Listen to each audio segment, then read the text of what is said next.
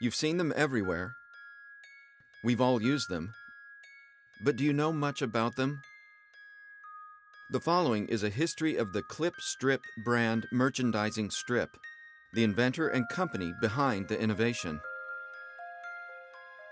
Retail commerce in the United States saw rapid growth in the 1950s and 1960s. It was the perfect storm of massive population growth, increasing wealth, and the corresponding rise of the largest middle class in history. New product innovations were springing up at every corner, and the number and scope of retail locations were all booming in response. For brands and retailers, these were very good times. And like you'd expect, a great American entrepreneur would respond by asking, how can we do even better? I first started off in what they called in those days a rack shopping business, where we took products, brought them into the supermarkets, set them up, and that was the beginning of the non-food industry. There was always in the back of my mind the thought that there must be ways of displaying these products off the shelf into other areas of the store, tying it in maybe with some of the grocery items that matched, a baby pacifier by the baby food, et cetera, et cetera, et cetera. You can use your imagination as to how that can develop. And that was the beginning. The need to get things off the shelf, not on the floor, but off the shelf, is something that was in the back of my mind all the time. The idea developed gradually. We put together a prototype of a strip by playing with cutting out and pasting, etc. And eventually then developed went to a molding company and developed a prototype strip. And in the beginning, we didn't know how long we should make the strip. Would it interfere with products on the shelf? So we decided to keep it within about a 22-inch range, and we put 7 hooks on it because that's what fit in 22 inches or 23 inches.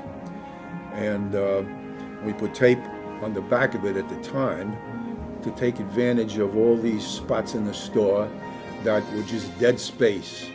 And that would create an opportunity to make sales.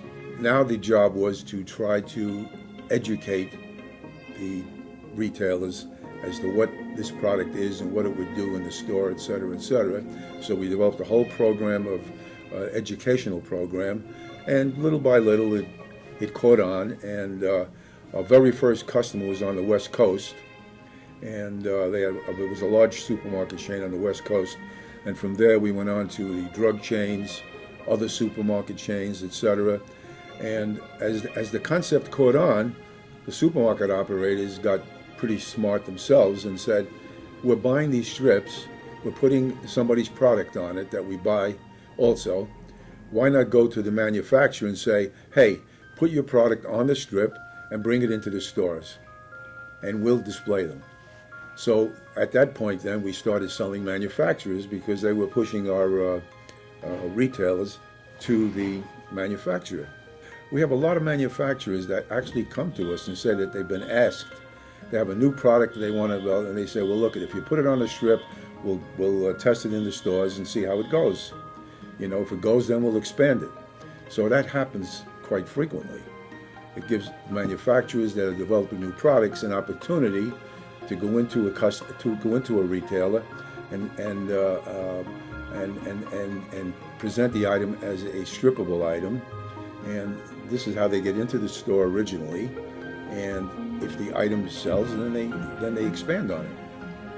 We created several brochures explaining the product, showing the product. We made mass mailings to all the retailers that we could possibly find at the time. Don't forget, this was in the 1980s. And little by little, the concept people started understanding what this was all about, and it caught on. As our patent ran out, copycats came in, trying to, take advantage of this new concept that was developed, and a lot of strips were being developed by other people. At that point, we expanded. our offerings from being strictly a clip strip brand merchandising supplier to a POP supplier. Now we supply the entire industry, whether it be the designers, whether it be the retailers, whether it be the manufacturers of products, and in a myriad of different categories, including sign holders, which cover a multitude of areas in the store, whether it be the shelf edge, countertop, from the ceiling to the floor, we cover it, and then more. Other categories, peg hooks, whether it be for the pegboard, for slide wall, for power panels, literature holders. We're constantly adding new products. As a matter of fact, we're in the process right now of tripling the number of SKUs that we carry. This should bring us well into the future, and we keep innovating as we go along. I mean, this is a business where you're constantly innovating, adding, making changes, expanding, developing product, etc. We have a future. I have two sons in the business. We're a family-run company. We intend to stay a family-run company and keep growing it. The future is brighter than it can be.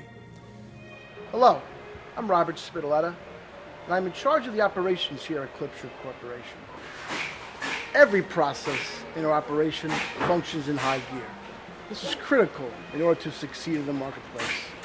We utilize state-of-the-art inventory management systems which enable us to deliver what we promise. Our fulfillment and kitting department is operating 7 days a week, meeting the needs of Clipstrip customers. We take great pride whether we are loading product onto our own clip strips or special bagging requirements of mixed items. We stock hundreds of items that ship out within 24 to 48 hours. We take our customers' needs very serious at Clipstrip. We ship them what they want and when they want it. I joined the family company in the last year. I'm proud to be part of the company.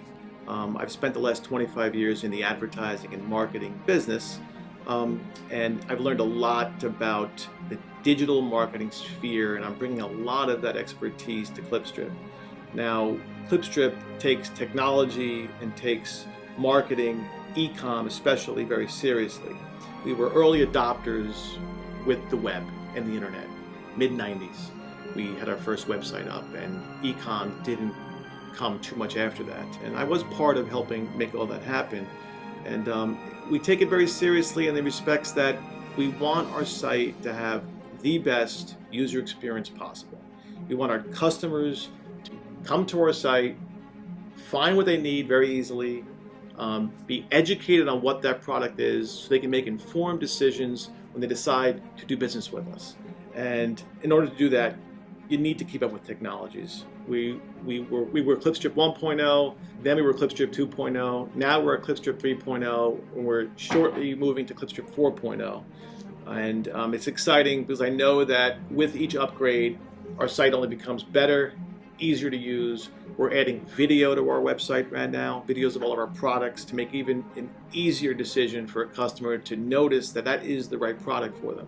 All we want is marketing and digital marketing to help make our customers' experience better. We are launching a blog now. That blog will inform and educate. That's exciting. Our social media marketing platform is just taking off now. You know, at the end of the day, it's all about the customer here, and we use technology to make the customer experience better. My father is very dead set on customer service being the #1 most important thing in the company. I don't plan on changing that. I plan on keeping my father's philosophy intact and using digital marketing and the digital world to keep that mantra going in the future.